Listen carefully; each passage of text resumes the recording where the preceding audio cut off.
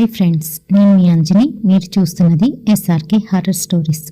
మరి స్టోరీలోకి వెళ్ళబోయే ముందు నాదొక చిన్న request. For best realistic horror and thrilling experience కోసం తప్పకుండా హెడ్సెట్ని అయితే పెట్టుకోండి. అండ్ మీ హర్రర్ స్టోరీస్ నాతో షేర్ చేసుకోవాలి, మన ఛానల్లో వినాలి అనుకుంటే నేను నా ఇన్స్టాగ్రామ్ లింక్ని డిస్క్రిప్షన్లోనైతే ఇస్తున్నాను. అక్కడికి వచ్చి మీ స్టోరీస్ని నాతో షేర్ చేసుకోవచ్చు. అది వాయిస్ మెసేజ్ రూపంగానైనా లేదంటే మెసేజ్ రూపంగానైనా. మరి ఇంకెందుకు ఆలస్యం, లేట్ చేయకుండా ఈరోజు వీడియోలోకి వెళ్ళబోయే ముందు లాస్ట్ వీడియోకి మనకు వచ్చిన కామెంట్స్ ఎక్కడెక్కడి నుంచి వచ్చాయి, ఎవరెవరి దగ్గర నుంచి వచ్చాయి అనేది చూసేద్దామా. మరి ఫస్ట్ కామెంట్ మనకి అమలు సిస్టర్ కర్ణాటక నుంచి అయితే వచ్చిందండి. Thank you sister. ఇంకా అలాగే మురళీకృష్ణ గారు, బాసిన విజయ్ గారు, సారీ అమ్మ లాస్ట్ టైం నేను మీది ఓవర్లుక్లోని చూడలేదు, పేరు ఏమీ అనుకోవద్దు. అండ్ అలాగే రాజశేఖర్ గారు శివు అనే అకౌంట్ నుంచి hi brother, thank you so much. Vasudha sister hi అండి, లాస్ట్ వీడియో బాగా టెరిఫైయింగ్గా అనిపించింది, ఇలాగే కంటిన్యూ చేయండి సిస్టర్ అని అడిగారు. వీరమణి సిస్టర్ హాయ్ సిస్టర్, ఎలా ఉన్నారు? నేను బాగానే ఉన్నానండి. గ్రీన్ హ్యాండ్స్ నుంచి Swathi sister hi Swathi sister, thank you so much. Gautam గారు హాయ్ అండి, ఎలా ఉన్నారు? పి రవిశంకర్ గారు స్వర్ణ నుంచి. Bali Lakshmi sister hi sister, ఎలా ఉన్నారు? ఇంకా అలాగే బాలాజీ గారు. మరి ఇంకెవరినైనా మిస్ చేసినట్టుగా అనిపిస్తే ఖచ్చితంగా కామెంట్ సెక్షన్కి వచ్చి కామెంట్ చేయండి. తప్పకుండా నెక్స్ట్ వీడియోలోని వాళ్ళ పేరును అయితే తీస్తాను. ఇప్పుడైతే ఏమాత్రం ఆలస్యం చేయకుండా వీడియోలోకి వెళ్ళిపోదాం.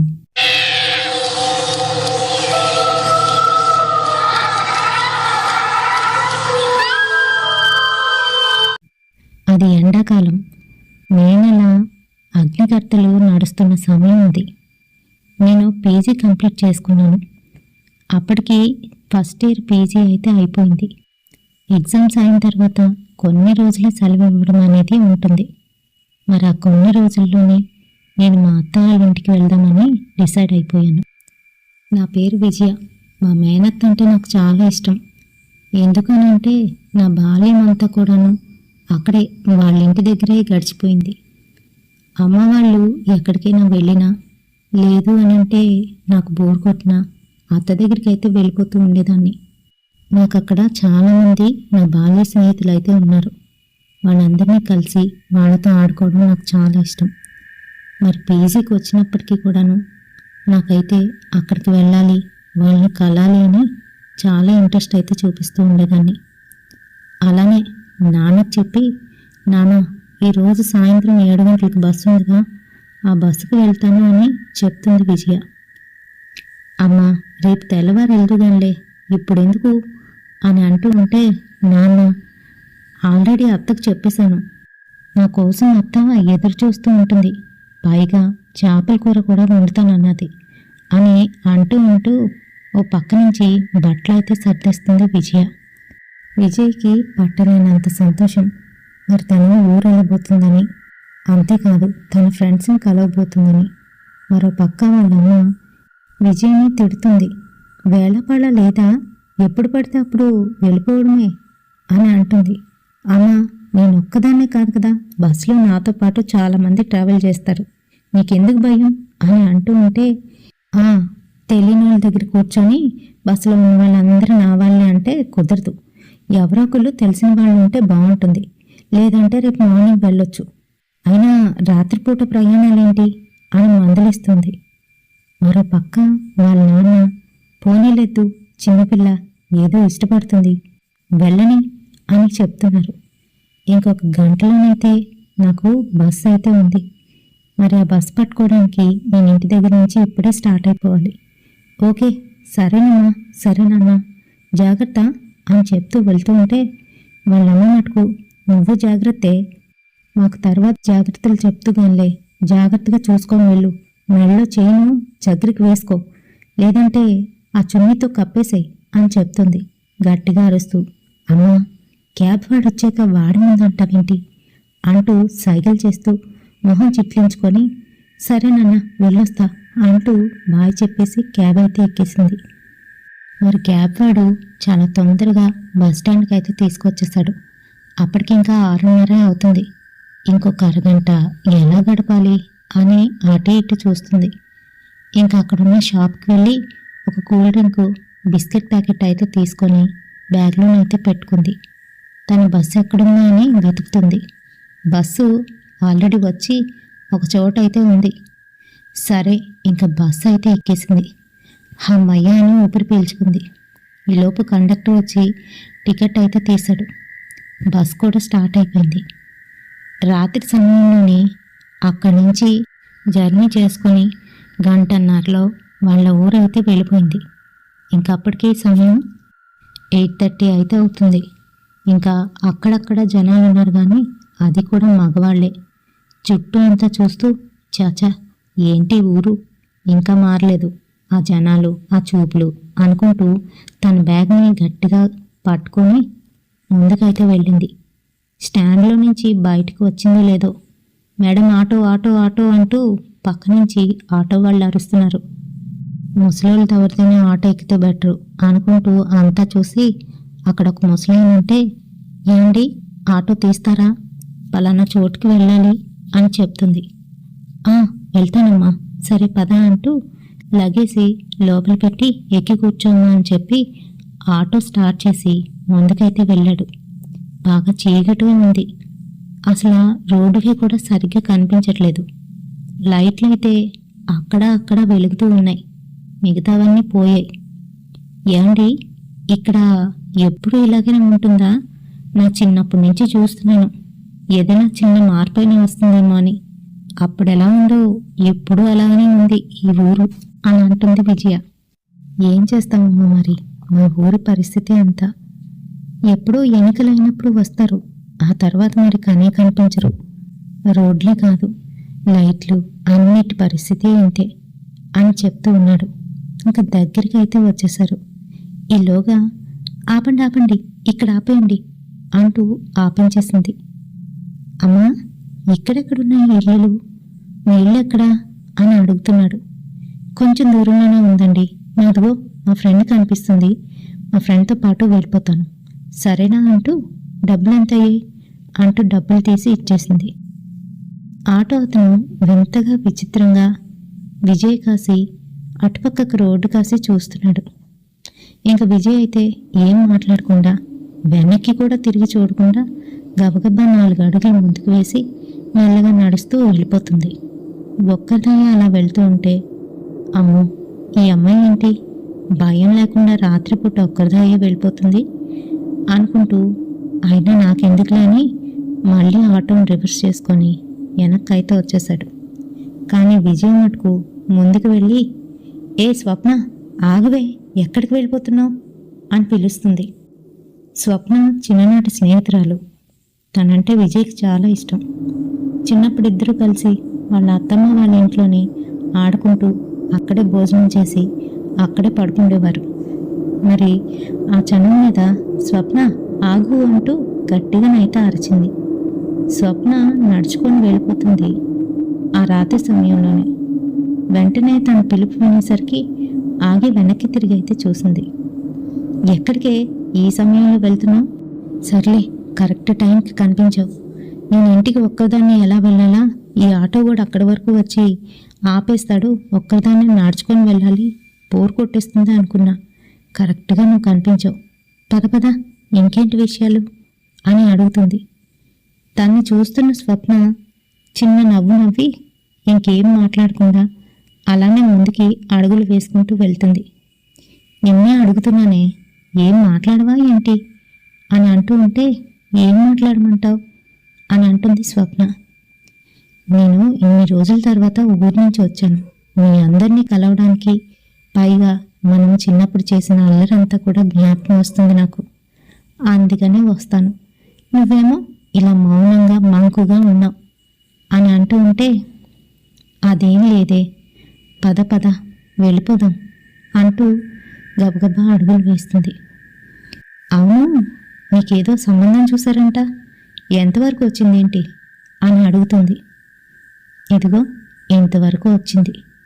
సరేలే, నా గురించి ఎందుకు కానీ, నువ్వెలా ఉన్నావు, బాగున్నావా, ఎన్ని రోజులైందో నిన్ను చూసి అని అంటూ తన కళ్ళకాసి అలా చూస్తుంది. విజయ, నేను బాగానే ఉన్నానే, ఇదిగో పీజీ ఎగ్జామ్స్ అయిపోయాయి, మళ్ళీ పీజీ స్టార్ట్ చేస్తే ఇంక అస్సలు ఖాళీ ఉండదు, పైగా తర్వాతే ఉద్యోగం వేటలో పడాలి. అందుకనే ఒకసారి మన వాళ్ళందరినీ చూసి వెళ్ళిపోదామని వచ్చాను అని చెప్తుంది. ఇంక ఇల్లు అయితే దగ్గరికి వచ్చేసింది. వీళ్ళ ఇల్లు దాటుకొని స్వప్నం వాళ్ళ ఇల్లు అయితే ఉంటుంది. ఇంక మా ఇల్లు వచ్చేసింది, నేను అక్కడి వరకు రానా నీకు తోడు అని అడుగుతుంది. వద్దులే, మా ఇల్లు నాకు తెలీదా ఏంటి, ఊరంతా నాకు తెలుసు, నువ్వు వెళ్ళు జాగ్రత్తగా అని చెప్తూ స్వప్న అలానే నడుచుకుంటూ వాళ్ళ ఇంటి వేలోకి వెళ్తుంది. ఈలోగా విజయ వాళ్ళ మేనత్త ఇంటికైతే వెళ్ళింది. తలుపు కొడుతూ, అత్తమ్మా అత్తమ్మా, నేను విజయని వచ్చాను, తలుపు తీ అని అంటుంది. ఆ తల్లి వచ్చేసావా అంటూ వెంటనే తలుపు అయితే తీసింది. మరో పక్క టీవీ చూస్తున్న వాళ్ళ మామయ్య, ఎప్పుడు బయలుదేరావు? 9 అవుతుంది, ఈటీవీ న్యూస్ కూడా వచ్చేస్తుంది, ఎప్పుడు వస్తున్నావు? ఇంట్లో వాళ్ళు ఏం అనలేదా అని అడుగుతున్నారు. వాళ్ళేమంటారు, వెళ్ళొద్దు అంటారు, నేను ఆగుతానా, అత్త కోసం ఎంత దూరమైనా వచ్చేస్తాను అని అంటూ ఉంటే, నువ్వు అత్త కోసం కాదే, అత్త పెట్టే చేపల పులుసు కోసం వస్తావులే, నాకు తెలీదా ఏంటి, అందుకే మీ అత్త స్పెషల్గా ఈరోజు చేపలు తెప్పించి పులుసు పెట్టించింది అని అంటున్నాడు వాళ్ళ మామయ్య. ఇంక లోపలికి వెళ్ళి భోజనం చెయ్యి అంటూ లోపలికి వెళ్ళమన్నాడు. వాళ్ళ అత్త, ఏంటి ఇలా చిక్కిపోయావు అంటూ లోపలికి అయితే తీసుకువెళ్ళింది. ఏవో ఆ మాట ఈ మాట మాట్లాడుకుంటూ భోజనం చేసేసి మిగతా పనులన్నీ చేసుకొని వాళ్ళ అత్తతో పాటుగాను రూమ్లోనైతే పడుకుంది. అత్తమ్మ, మామయ్య ఇక్కడ పడుకుంటారేమో, నేను వేరే గదిలోకి వెళ్ళిపోనా అని అడుగుతుంది. అవసరం లేదే, మీ మామయ్య మీ బావ రూమ్లో పడుకుంటాడులే, ఏం పర్వాలేదు అని చెప్తూ ఇద్దరు ఏవో కబుర్లు అయితే ఆడుతున్నారు. ఇంక అలానే ఎప్పుడు నిద్రపోయింది. ఈలోగా వాళ్ళత్త లేచి బాత్రూమ్కి అయితే వెళ్తుంది. అది క్లియర్గా తెలుస్తుంది. కళ్ళు మూసుకొనున్న మనిషి, పక్కనున్న మనిషి లేవడం, మరి బయటికి వెళ్ళడం, ఇదంతా కూడా తెలుస్తుంది కదా. అలానే ఇంక తను అలానే పడుకొని ఉంది. ఈలోగా చాలాసేపు అవుతుంది కానీ వాళ్ళ అత్త మటుకు ఇంకా రాలేదు. ఫ్యాన్ ఎందుకో ఆగిపోయినట్టుగా అనిపించింది. చిన్నగా ఉక్క మొదలైంది. ఒళ్ళంతా కూడా చెమటలు పడుతూ ఉంటే ఆ ఉక్కకి తెలివొచ్చి ఫ్యాన్ కాస అయితే చూసింది క్యాజువల్గా. అంతే, ఫ్యాన్ మీద తెల్లటి బట్టల్లోని ఒక అమ్మాయి కూర్చొని జుత్తంతా ముందుకు వేసుకొని మొహం కనిపించనివ్వకుండా ఆ జుత్తంతా కూడా ముందుకైతే వేసుకొని ఉంది. అంతేకాదు, దాన్ని చూసి గట్టిగా నవ్వింది. అంతే, గట్టిగా అరవడం మొదలుపెట్టింది విజయ. తన అరుపులకి బాత్రూంలో ఉన్న వాళ్ళ అత్త పరిగెట్టుకుంటూ వచ్చింది. ఏమైంది విజయ, ఏమైంది అనుకుంటూ. కానీ విజయ మటుకు నిద్దట్లోనే గట్టిగా అరవడం మొదలుపెట్టింది. దగ్గరికి వచ్చిన వాళ్ళ అత్త నీళ్లు తీసి మొహం మీద చిలకరించింది. విజయ లేమ్మా, ఏమైంది అని అంటుంది. ఇంకా బెడ్ ల్యాంప్ కాంతిలోనే లేచి కూర్చుంది. ఒళ్ళంతా చాట్లు పట్టేస్తున్నాయి. పైకి చూస్తే ఫ్యాను నార్మల్గానే తిరుగుతూ ఉంది. తనకేమీ అర్థం కాలేదు. వాళ్ళ అత్తతో చెప్తే ఇంకా ఎక్కువ కంగారు పడుతుందని ఏం మాట్లాడకుండా, ఏం లేదత్తమ్మా, ఏం లేదు అని చెప్తూ మళ్ళీ పడుకొని పోయింది.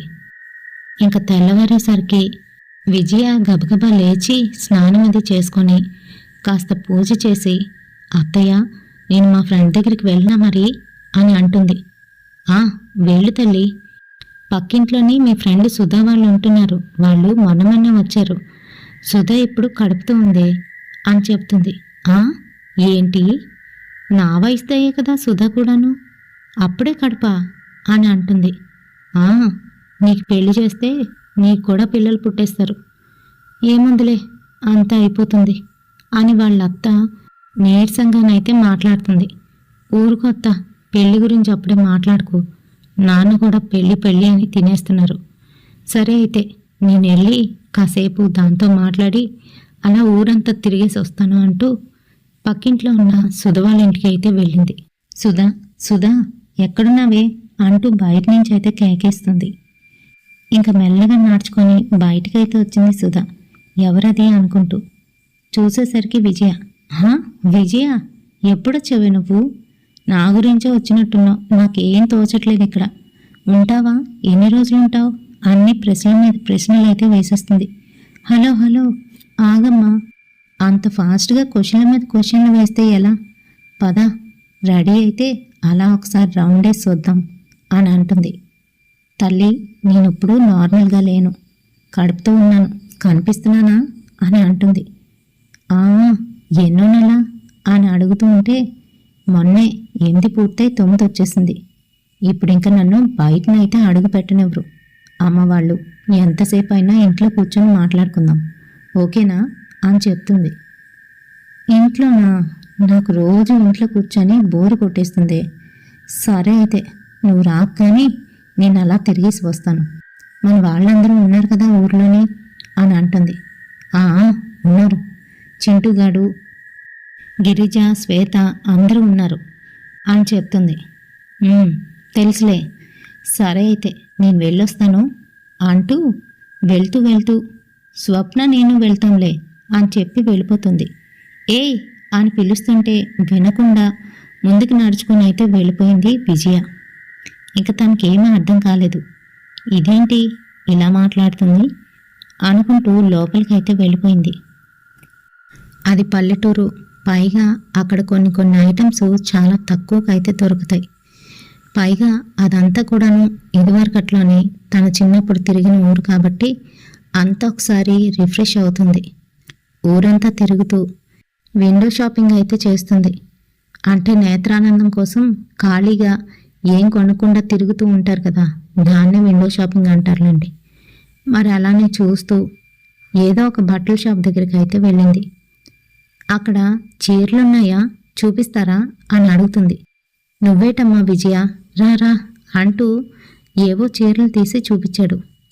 ఈ అంచు మీద బ్లాక్ వస్తుందా, ఆ అంచు మీద పువ్వులుంటాయా అంటూ కన్ఫ్యూజ్ చేస్తూ, నాకు వద్దులేండి, ఈ కలర్ నాకు సూట్ అవ్వదు, ఆ కలర్ నాకు నప్పదు అంటూ అన్నీ తీయించేసి, సరే అయితే నేను వెళ్తానండి అంటూ అక్కడి నుంచి అయితే వెళ్ళిపోయింది. అప్పటికే మధ్యాహ్నం 12 అయితే అవుతుంది. ఇంక ఇంటికి వెళ్ళిపోవాలి అని అనుకుంటూ కొంచెం ముందుకైతే వెళ్ళింది. అక్కడ పొలాల కోసమని ఒక నది ప్రవహిస్తూ ఉంటుంది. ఆ నది నుంచే నీరు అంతా కూడాను తీసుకుంటూ ఉంటారు. మరి ఆ నది చుట్టూను చక్కగాను కూర్చోడానికి, ఇంకా కాసేపు అక్కడ ఉండడానికి ప్లేస్ అయితే ఉంటుంది. అది చూడగానే తన చిన్నప్పుడు విషయాలన్నీ కూడా జ్ఞాపకం వచ్చి అక్కడికైతే వెళ్తుంది. ఈలోగా దూరం నుంచి మళ్ళీ స్వప్న అయితే కనిపించింది. ఏ స్వప్న, ఇలా రావే అంటూ పిలుస్తుంది. నన్నేనా అనుకుంటూ వచ్చింది. ఏమే, పొద్దున్నే కనిపించాలని తెలీదు?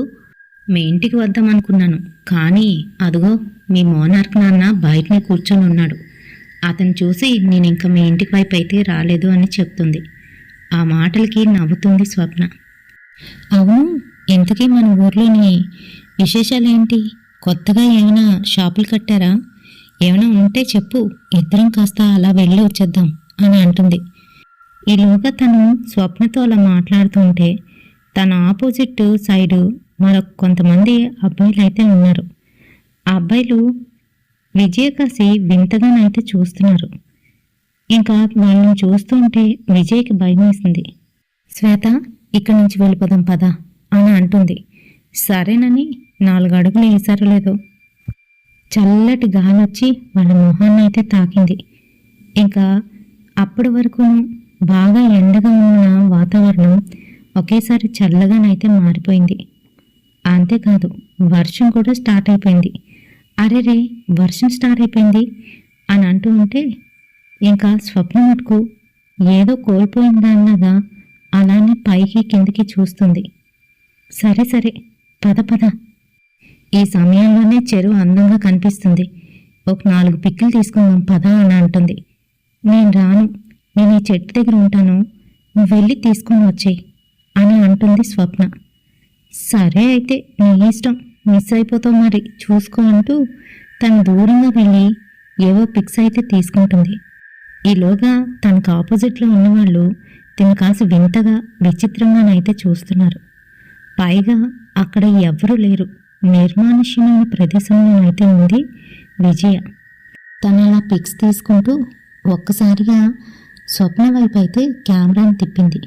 అలా మూవ్ చేసేసరికి అక్కడ ఒక 4 అబ్బాయిలు స్వప్న చుట్టూ చేరి ఏదో మాట్లాడుతున్నట్టుగానైతే కనిపిస్తుంది.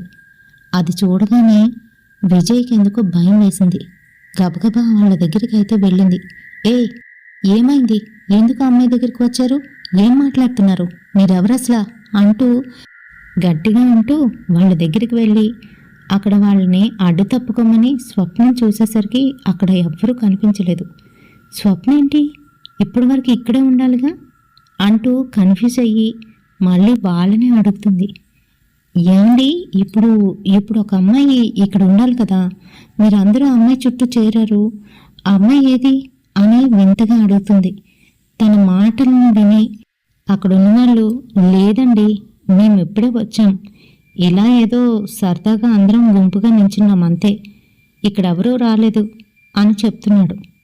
ఆ మాటలు వింటున్న విజయ్ మటుకు, లేదు లేదు, నాతో పాటు నా ఫ్రెండ్ అయితే వచ్చింది, ఇక్కడే ఉంది, ఇప్పుడే ఎక్కడికి వెళ్ళిపోయిందో కనిపించట్లేదు అని వెర్రిమొహం వేసుకొని అంతా చూస్తుంది. ఈలోగా ఆపోజిట్ సైడ్లో ఉన్న ఆ అబ్బాయిలు కూడా అక్కడికైతే వచ్చారు. ఏంటండి ఏం జరుగుతుంది అని అంటూ ఉంటే ఇలా అని చెప్పింది. లేదండి, మీరొక్కరే ఇందాకల నుంచి మీలో మీరు మాట్లాడుకుంటూ ఇదిగో ఈ సరౌండింగ్స్ అంతా తిరుగుతున్నారు, అందుకే మీకాసే చూస్తున్నాం ఇందాకల నుంచి అని వాళ్ళైతే చెప్పారు. అంతే షాక్ తింది విజయ. అసలు ఏం జరుగుతుంది? నాలో నేనే మాట్లాడుకోవడం ఏంటి? వీళ్ళేమైనా అనుకుంటూ మళ్ళీ భయపడుతూ 4 అడుగులు వెనక్కి వేసి వెనక్కి ఇంటికైతే వచ్చేసింది. గాబరా పడిపోతుంది. వాళ్ళత్త, ఏం జరిగిందే నీకు అంత గాబరా పడుతున్నావు అని అంటే, అత్తమ్మా నువ్వు కూడా చూసావు కదా, నేను ఎవరితోనైనా కలిసి అలా ఊరు చుట్టొద్దాం అనుకున్నాను, సుధకేమో ప్రెగ్నెంట్ కాబట్టి వాళ్ళు బయటికి పంపించమంటే నేను అలా కొంచెం ముందుకు వెళ్ళేసరికి స్వప్న కనిపించింది. స్వప్న నేను కలిసి అనేసరికి వాళ్ళత్త భయంతోనే వణికిపోతూ, స్వప్న కనిపించడం అంటే పిచ్చిదానిలా మాట్లాడుతున్నావు అంటూ గట్టిగానైతే గదిమింది. ఏంటి మాట్లాడుతున్నావు అత్తమ్మా? స్వప్నతో వెళ్తే ఏం తప్పు అని అడుగుతుంది విజయ. నీ మొహం, స్వప్న లేదు, చనిపోయింది అని చెప్పింది. అంతే షాక్ అయిపోయింది విజయ. స్వప్న చనిపోవడం ఏంటి అని కంగారుగా అడుగుతుంది. నీకు తెలియదు కదా, నీకు తెలిస్తే మళ్ళీ బాధపడతావని నేనైతే చెప్పలేదు, పైగా నిన్ననే కదా వచ్చావు, అది సూసైడ్ చేసుకుంది, ఎవరినో లవ్ చేసిందంట, అందుకనే అదిగో నువ్వు ఇప్పుడు వెళ్ళానని చెప్తున్నావు కదా, ఆ చెరువులోనే శవమై తేలింది. మరేం జరిగిందో ఏంటో తెలియదు కానీ ఒంటి మీద అక్కడక్కడ గాయాలు కూడా ఉన్నాయి. మీ మామయ్య వెళ్ళినప్పుడు అవన్నీ తెలుసుకొని నాకైతే ఇంటికి వచ్చి చెప్పారు అని అంటుంది. అంతేకాదు, పోలీసులు ఎంక్వైరీ చేస్తాము, ఈ అమ్మాయి డెడ్ బాడీని చూస్తూ ఉంటే ఏదో అయినట్టుంది అని అంటూ ఉంటే వాళ్ళ నాన్న పక్కకు పిలిచి ఏదో మాట్లాడి పోలీసులకు డబ్బులు ఇచ్చి నార్మల్గా బాడీకి ఏం చేయకుండానే వీళ్ళు హ్యాండ్ ఓవర్ అయితే చేసేశారు. మరి తర్వాత నార్మల్గా అంత్యక్రియలు చేసేసి తూతూ మంత్రం అనిపించేశాడు వాళ్ళ నాన్న. ఎంత మూర్ఖుడో. ఆ తర్వాతే ఊర్లోని వాళ్ళకి వీళ్ళకి రాత్రి సమయంలో ఊరు చివరన కనిపిస్తుందని అందరూ అనుకుంటుంటే నిజం అనుకోలేదు. ఇప్పుడు నువ్వు చెప్తూ ఉంటే నాకు భయం వేస్తుంది. నిజంగానే నీకు కనిపించింది అది అని అడుగుతుంది. అత్తమ్మ, నేను అబద్ధం చెప్తానా? రాత్రి కూడాను అది ఉందనే నేను ఆటో దిగిపోయి దాని వెనకతలే వచ్చాను. అది కూడా ఇక్కడి వరకు వచ్చింది, వాళ్ళ ఇంటికి వెళ్ళమని చెప్పి నేనైతే ఇక్కడికి వచ్చేసాను అని అంటుంటే మా అత్త అయితే వణికిపోతూ వెంటనే నిమ్మకాయలు, ఉప్పు, ఎండుమిర్చి తీసుకొచ్చి నాకైతే దిష్టి తీసి బయటికైతే విసిరేసింది. నువ్వు ఇంకెక్కడికి వెళ్ళకు, ఓ 2 రోజులు ఇంట్లోనే ఉండు, ఆ తర్వాత కావాలంటే నేను తీసుకువెళ్తాను నిన్ను అని చెప్తుంది. ఇంక ఈలోగా బయట నుంచి పక్కింట్లో ఉన్న సుధా అయితే పిలుస్తుంది అత్తమ్మని. ఈలోగా అత్తమ్మతో పాటు నేను బయటికి వెళ్ళాను. సుధా, ఏమైంది అని అంటూ ఉంటే మా అత్తమ్మని అది కూడా అత్తమ్మ అని పిలిచేది. అత్తమ్మ, ఇందాకలేదు ఏం చేసిందో తెలుసా? ఆ ఆ స్వప్న ఉంది కదా, స్వప్నతో కలిసి వెళ్తానంది. స్వప్న చనిపోయిందన్న విషయం దీనికి చెప్పలేదా నువ్వు అని అడుగుతుంది. లేదమ్మా, ఇంక రాత్రి 9 గంటలకు వచ్చింది, ఇంక దాంతో ఏం మాట్లాడతాను, ఇదిగో తెల్లవారగానే ఊరి మీద పడింది అని అంటూ ఉంటే మా అత్త నాకైతే ఆశ్చర్యం అనిపించింది. ఇంకా సుధ దగ్గరికి వెళ్ళి అడిగేద్దాం అనిపించింది. సుధా, నీకు విషయం తెలుసా? ఏం జరిగింది? అది ఎలా చనిపోయింది అని అంటూ ఉంటే, ఇప్పుడేం మాట్లాడుకు, తర్వాత మాట్లాడుకుందాం అంటూ మెల్లగానైతే చెప్పింది. మా అత్త ఇంకా లోపలికి అయితే వెళ్ళిపోయింది. నేను భోజనం చేసి కాసేపు రిలాక్స్ అయ్యి ఈవినింగ్ స్నానం చేసి పాటలు పెట్టుకుందాం కదా అని చెప్పి బాత్రూంలోకి అయితే వెళ్ళాను. వాష్రూమ్ అంతా చాలా చల్లగానైతే ఉంది. ఎలా అంటే ఫ్రిడ్జ్లోకి వెళ్ళిన ఒక ఫీలింగ్. మరి నాకైతే చలేసింది. చాచా గీజర్ ఆన్ చేసుకుందామని చెప్పి గీజర్ అయితే ఆన్లో పెట్టి బయటకు వచ్చేసాను. ఇంకా కాసేపు అయిన తర్వాత మళ్ళీ బాత్రూంలోకి వెళ్ళేసరికి అక్కడున్న మిర్రర్ అంతా కూడాను పూర్తిగాను ఆవిరి పెట్టేసి మొహం అయితే కనిపించట్లేదు. సరే కదా అని చెప్పి దగ్గరికి వెళ్ళి ఆవిరి తుడిచేసరికి అందులోనే స్వప్న అయితే కనిపిస్తుంది. మరి స్వప్నను చూడగానే నేను గట్టిగానైతే అరిచేశాను. ఈలోగా మా అత్త వెంటనే వంటగదిలో నుంచి నా రూమ్లోకి అయితే వచ్చింది. ఏమైంది విజయ్, ఏమైంది అనుకుంటూ, అత్త అత్త స్వప్న అత్త, స్వప్న ఉంది బాత్రూంలో అని చెప్తున్నాను. ఆ మాటలకి చచా అదెందుకుంటుంది, ఏం లేదమ్మా, ఏం లేదు, కంగారు పడుకు, నేను ఇక్కడే ఉంటాను, వెళ్ళి స్నానం చేసుకుని వచ్చే అని చెప్తుంది. సరేనని స్నానం చేసుకుని అయితే వచ్చేసాను. ఇంకా టీవీ ఆన్ చేసి మైండ్ డైవర్ట్ అవ్వడం కోసం టీవీలోనే చూస్తున్నాను, కానీ నాకు 10కి 10 సార్లు అదే మొహం గుర్తొస్తుంది. ఇంకా భయం వేస్తుంది. అంతేకాదు తన మొహం మీద ఒంటి మీద కూడా ఘాట్లయితే కనిపించే ఆ సమయంలో నాకు ఇంకా క్యూరియాసిటీ పెరిగిపోయింది. పక్కింట్లో సుధ ఉంది, దాన్ని కలిపితే విషయాలన్నీ బయటకు వస్తాయి అనుకున్నాను. అది సాయంత్రం 6:30 అయితే అవుతుంది. ఇంకా అప్పటి వరకు నేను టీవీ చూసుకొని ఇంట్లోనే ఉండడంతో చాలా బోర్ కొట్టేసింది. అయితే నేను మా అత్తమ్మ దగ్గరికి వెళ్ళి, అత్తమ్మ పక్కింటికి వెళ్ళొస్తాను, సుధతో కాస్త మాట్లాడాలి అని చెప్తున్నాను. ఆ మాటలకి మా అత్తమ్మ మటుకు, ఏంటి మళ్ళీ ఇందాక జరిగిన దాని గురించి మాట్లాడాలా ఏంటి, అలా అయితే నువ్వు వెళ్ళొద్దు అని చెప్తుంది కరాకంటిగాను. లేదత్తమ్మా, అది ఎప్పుడూ మర్చిపోయాను, నువ్వే మళ్ళీ మళ్ళీ గుర్తు చేస్తున్నావు. సరే అయితే నేను వెళ్ళొస్తాను అంటూ పక్కిళ్ళే కాబట్టి ఒక్క ఉద్దిటినైతే వెళ్ళిపోయాను. సుధా అప్పటికే భోజనం చేసేసింది. మరి పల్లెటూరులో అంటే నార్మల్ వాళ్ళకైనా పిల్లలకైనా అలాంటి కడుపుతూ ఉన్న వాళ్ళకైనా తొందరగా భోజనం అయితే పెట్టేస్తారు. అది భోజనం చేసి కాసేపు ఇలా కూర్చుందో లేదో దాని దగ్గరికి వెళ్ళి పైకి వెళ్దాం పదా అంటూ డాబా మీదకైతే లాక్కు వెళ్ళిపోయాను. అబ్బా, నేను ఎక్కలేకపోతున్నానే, ఇంతకు ముందులా కాదు కదా అని చెప్తుంది సుధ. సరే కానీ అది ఎలా చనిపోయింది, ఏమైంది అని సుధనైతే అడుగుతుంది. ఇప్పుడు అది అడగడానికి నువ్వు ఇక్కడికి వచ్చావా అని కోపంగానైతే అంది సుధ. అదే అనుకో, ఎందుకనంటే అది నా బెస్ట్ ఫ్రెండ్, పాపం దానికి అలా అవుతుందని అనుకోలేదు అని కళ్ళంట నీళ్లు తిప్పుకుంది. సర్లే చెప్తాను. అది కాలేజీలోని ఎవరో ఒక అబ్బాయి దీని వెంట అయితే పడుతూ ఉండేవాడంట. ఇది ఎప్పుడు కూడా చీత్కరించుకొని ఒకసారి అబ్బాయి చెంప మీద కూడా కొట్టిందంట. మరి ఎలా ఏం చేశాడో తెలియదు, కానీ ఆ తర్వాత ఇది కూడా ఆ పిల్లాన్ని లవ్ చేయడం మొదలుపెట్టింది. ఇద్దరూ చట్టాపట్టాలు వేసుకొని తిరగడం అయితే మొదలుపెట్టారు. పైగా వీళ్ళ నాన్న మోనార్క్ కూడాను అసలు మన మాట విండు. అలాంటిది భయం లేకుండా గుడ్డిగా వాడినైతే నమ్మేసింది.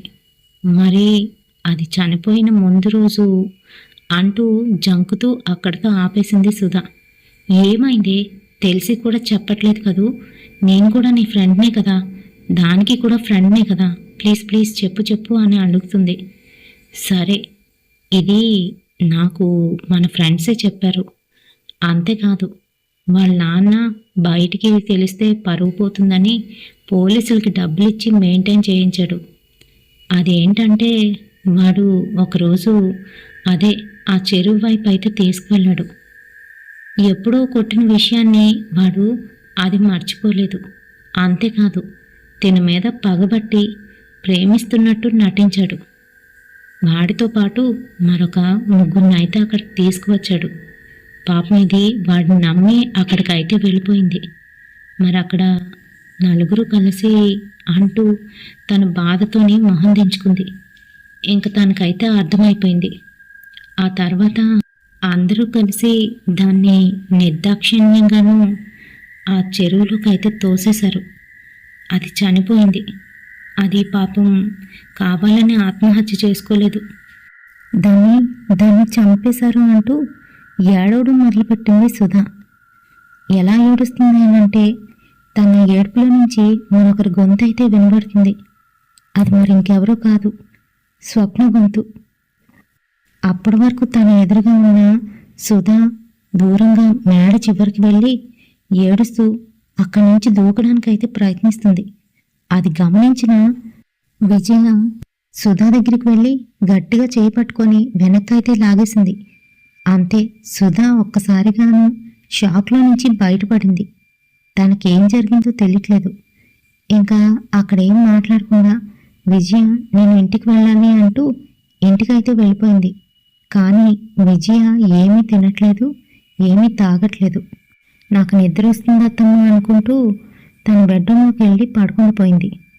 మరి కొంతసేపటికి బెడ్రూమ్లో ఉన్న విజయ తనలో తానే ఏదో సనుక్కోవడం మొదలుపెట్టింది.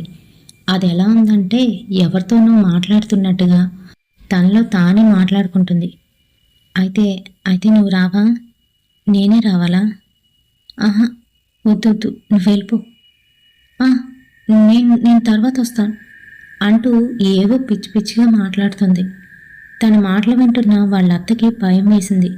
ఏం జరిగింది దీనికి అంటూ గబగబా వెళ్ళి లైట్ అయితే వేసింది. ఆ రూము అప్పటి వరకును చీకటిగానైతే ఉంది. ఒక్కసారి ఆ లైట్ వెలిగేసరికి గట్టిగా అరిచి లేచి కూర్చుంది విజయ. ఏ విజయ, ఏమైంది నీకు అంటూ వాళ్ళ అత్త అయితే దగ్గరికి వెళ్ళింది. వాళ్ళ అత్తని చూస్తూ విచిత్రంగా నవ్వుతూ వాళ్ళ అత్త చెంప చెళ్ళు అనిపించింది. చిన్నప్పటి నుంచి కూడా వాళ్ళ అత్త అంటే ఎంతో ఇష్టమైన విజయ అలా చేస్తుందని అనుకోలేదు. భయపడింది. వెనక్కి 2 అడుగులు వేసి ఏ విజయ, ఏమైందే నీకు అంటూ గట్టిగానైతే అరిచింది. అరిచేసరికి తెలుగు తెచ్చుకొని ఏమైందత్తా అంత గట్టిగా అరుస్తున్నావు, పడుకొని నన్ను అని నిద్రమత్తుగా అంటుంది విజయ. తన వాలకం చూస్తుంటే ఏదో జరిగిందని అర్థమైపోయింది. ఇంకా భయంతోనే తను అక్కడ ఉండకుండా బయటకైతే వచ్చేసింది. ఏమైందే నీకు, ఇంకా పడుకోలేదా? విజయ్ పడుకుంటుపోయిందేమో అని అంటున్నాడు తన భర్త. లేదండి, తన ప్రవర్తన చూస్తుంటే నాకు భయం వేస్తుంది అంటూ జరిగిన విషయం మొత్తం చెప్పింది. అవునా, సర్లే, రేపు ఫకీర్ సాహిబ్ దగ్గరికి తీసుకువెళ్దామని చెప్పి పడుకోమన్నాడు. అమ్మో, దాని పక్కన పడుకోవాలంటే భయం వేస్తుంది అని అంటే, అయ్యో అలా అంటే ఎలా? నేనే అనుకోవట్లే కదా, వెళ్ళి పడుకో, ఏం కాదులే. ఏదైనా ఇబ్బంది ఉంటే వెంటనే కేకి వచ్చేస్తాను అని చెప్తూ తను మరొక రూమ్లోకి అయితే వెళ్ళిపోయాడు. ఇంకా అలానే తన పక్కనే పడుకుంది. అది రాత్రి 1 గంట సమయం. ఆ సమయంలోని ఎవరో తన పక్కనే వచ్చి నించొని తన్ని లేపుతున్నట్టుగానైతే స్పర్శ తెలుస్తుంది. ఏ విజయ, విజయ, లే లే అని అంటున్నట్టు. ఒకసారిగా కళ్ళు తెరిచి చూసింది. అంతే, ఆ రూమ్లోని చిన్నప్పటి నుంచి కూడాను విజయ ఆడుకున్న బొమ్మలైతే ఎన్నో ఉన్నాయి. అందులోని ఇదిగో కనిపిస్తున్న ఈ పెద్ద డాలు. మరి ఆ డాలు విచిత్రంగా తెల్లగా, చింపిరి జుత్తు, పెద్ద పెద్ద గుడ్లు, నోట్లోని పళ్ళు రాక్షస పళ్ళులాగా అయితే ఉన్నాయి. ఇంకా ఒంటి మీద ఉన్న గుడ్డ అంతా కూడా మాసిపోయినట్టుగానైతే ఉంది.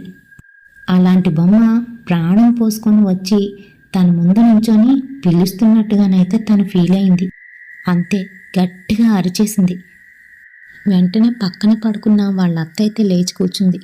మళ్ళీ ఏమైంది నీకు అని అడుగుతూ ఉంటే ఏం మాట్లాడకుండా వాళ్ళ అత్త కాసి విచిత్రంగా చూసి మరోవైపు తిరిగి పడుకుని పోయింది. ఇంకో గంట సమయం అయితే అవుతుంది.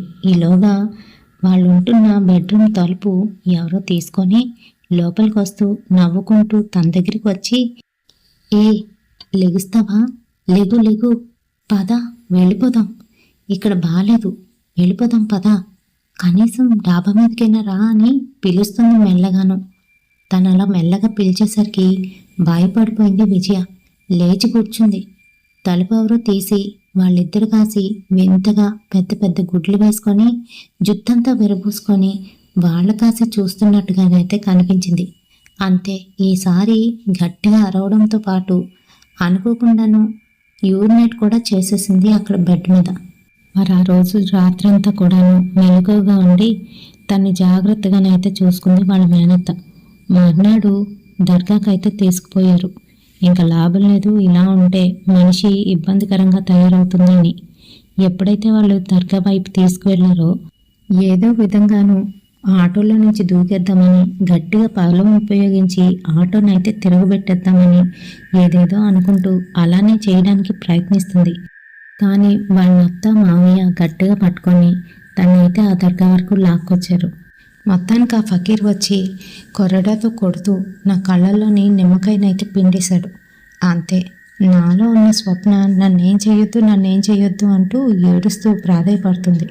నా జుత్తుని గట్టిగా తిప్పి పట్టుకొని, నువ్వు ఇప్పుడు ఈ అమ్మాయిని వదిలి వెళ్ళకపోతే నిన్ను సీసాలో బంధించేస్తాను అని భయపెట్టేసరికి స్వప్న అయితే నన్నేం చేయొద్దు అని ఏడుస్తుంది, ప్రాధాయపడుతుంది. తనకి జరిగిన విషయం మొత్తం అక్కడైతే చెప్పేసింది. అంతే, అందరూ అవ్వక్కైపోయారు. పాపం, ఎంత బాగా పెరిగిన పిల్ల ఇలా అయిపోయింది, వాడికి శిక్ష కూడా పడలేదు, వాడు బాగానే తిరుగుతున్నాడు అని అనుకున్నారు. మరి అందుకనే నేను మా ఫ్రెండ్తో ఉండి కక్ష తీర్చుకోవడానికే వచ్చానంటూ మళ్ళీ ఇలా మాట్లాడేసరికి ఇంకా అతనైతే ఊరుకోలేదు. మళ్ళీ కొరడాలతోనైతే కొట్టారు. నువ్వెవరు శిక్ష వేయడానికి, అంతా అల్లా చూసుకుంటారు అని మాట్లాడుతున్నారు. నీ జీవితం ఎలాగో పోయింది, మరి నీ ఫ్రెండ్ జీవితాన్ని కూడా నాశనం చేయడానికి కంకణం కట్టుకున్నావా, నువ్వు అలాంటి దానివా అంటూ మాట్లాడేసరికి ఇంకా స్వప్న అయితే ఏడవడం మొదలుపెట్టింది.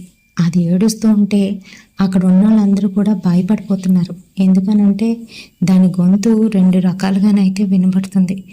ఇంకా అది కూడాను నా గొంతులాగైతే లేదు. ఇంకా అతనైతే ఇలా చెప్తున్నాడు, స్వప్న, ఇప్పటికే నువ్వు చాలా అనుభవించేశావు, నువ్వు ఇంకా దేవుణ్ణి చేరుకోవాలి, ముక్తి మార్గం నేను చూపిస్తాను, వాడికి దేవుడే శిక్ష వేస్తాడు, సరేనా అని మొత్తానికైతే నచ్చజెప్పారు. మరి స్వప్న కూడాను అలానే ఉండి కాసేపు ఏడుస్తూ, మా అమ్మని మా నాన్నని చూడాలని ఉంది, వాళ్ళని ఒకసారి చూపించండి అంటూ ఏడ్చింది. సరేనని మా మామయ్య అప్పటికప్పుడు వెళ్ళి వాళ్ళ అమ్మని నాన్నని అయితే అక్కడికి తీసుకొచ్చారు. మరి వాళ్ళ నాన్న అయితే చూసి ఏడవడం మొదలుపెట్టింది. మరి వాళ్ళ నాన్న కూడాను అప్పటి వరకు మోనార్క్ అని మేమందరం అనుకున్న అతను నిజంగా చాలా మంచి మనిషి అని ఆ రోజే తెలిసింది. అతను పాపం తన కూతురు పరువు పోకూడదని అలా పోలీసులకి డబ్బులు ఇచ్చి అలా అయితే కేసుని కొట్టించేశాడు. మరి నేను ఎప్పుడైతే అలా స్వప్నలా మాట్లాడానో అమ్మ స్వప్న అంటూ నన్ను పట్టుకొని అయితే ఏడ్చేశారు అంకులు. మరి ఆ తర్వాత ఆంటీతో కూడాను కాసేపు మాట్లాడిన తర్వాత ఆకలి వేస్తుంది, నాకు అన్నం పెట్టండి అంటూ స్వప్న అయితే అడిగింది. మరి స్వప్నకు కావలసినవన్నీ కూడా అడిగి చేయించుకుంది. అవన్నీ కూడా చేసిన తర్వాత స్వప్న ఆత్మ అక్కడి నుంచి అయితే వెళ్ళిపోయింది. ఇంకెప్పుడు స్వప్న నాకైతే కనిపించలేదు, భయపెట్టలేదు. మరి విజయ్ గారి లైఫ్లోనే జరిగిన రియల్ ఇన్సిడెంట్ మరి మీకు ఎలా అనిపించిందో అనేది కామెంట్ సెక్షన్లో కామెంట్ చేయండి. నాకు మొన్న ఒక సిస్టర్ అడిగారు, ప్రేతాత్మ గురించి చెప్పండి సిస్టర్ అని చెప్పి. మరి అందుకనే ఈరోజు ఈ వీడియోని అయితే చెప్పాను. మీకు నచ్చుతుందని అనుకుంటున్నాను. మీ కామెంట్స్ కోసం ఎదురు చూస్తూ ఉంటాను. తప్పకుండా కామెంట్ చేయండి. రేపటి సరికొత్త హారర్ ఇన్సిడెంట్తో మళ్ళీ మీ ముందుకైతే వచ్చేస్తాను. Until then bye.